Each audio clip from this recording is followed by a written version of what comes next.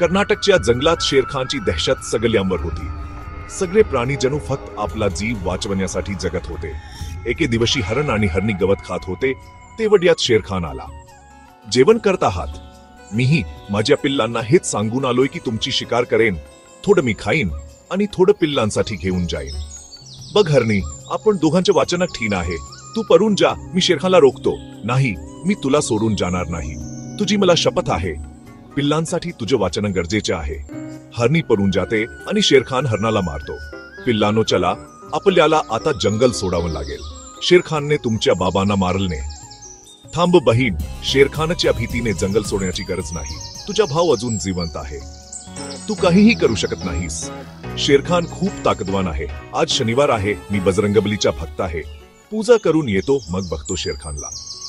बल्लू पूजा करतो आणि मग जंगलात सभा बोलावतो. बंधूनो, जर आज आपण काही केलं नाही तर उद्या सगळ्यांना जंगल सोडावं लागेल. आम्ही तर आज जंगल सोडत आहोत. बल्लू म्हणतो, माझ्याकडे एक कल्पना आहे. आपण शेरखानशी बैठक करू आणि कायदा करू की तो फक्त म्हातारे आणि आजारी प्राण्यांची शिकार करेल. प्राण्यांना ही कल्पना आवडते. पण धूर्त कोल्ही हे सगळं ऐकून शेरखानला सांगते. शेरखान रागाने म्हणतो, मी सगळ्यांना मारून टाकीन. मला कुठलाही कायदा नकोय. महाराज, तुम्हाला जी बातमी मिळाली आहे ती अपूर्ण आहे. हे सगळं कोल्ह्याने सांगितलं जेणेकरून तिच्या आजोबांना वाचवता येईल. शेरखान रागाच्या भरात कोल्ह्याला मारतो. कोल्ही म्हणते, माझे आजोबा तर आहेतच नाहीत. शेरखान म्हणतो, कायदा उद्यापासून लागू होईल, पण आज मी बल्लूला मारणार.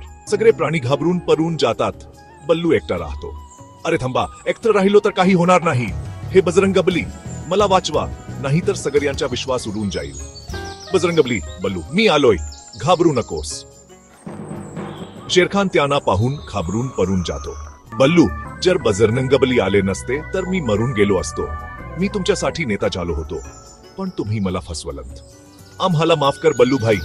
आतापासून तूच आमचा नेता आहेस. ठीक आहे, पण चित्रपटातल्या सिमरन सारखे मागे फिरू नका. सगळे हसायला लागतात आणि बल्लूला आपला नेता बनवतात. आता सगळे प्राणी जंगलात आनंदाने राहू लागतात. देव नेहमी आपल्या भक्तांना मदत करतात. जेव्हा बल्लूने मनापासून बजरंगबलीला हाक मारली तेव्हा देवाने त्याचे रक्षण केले.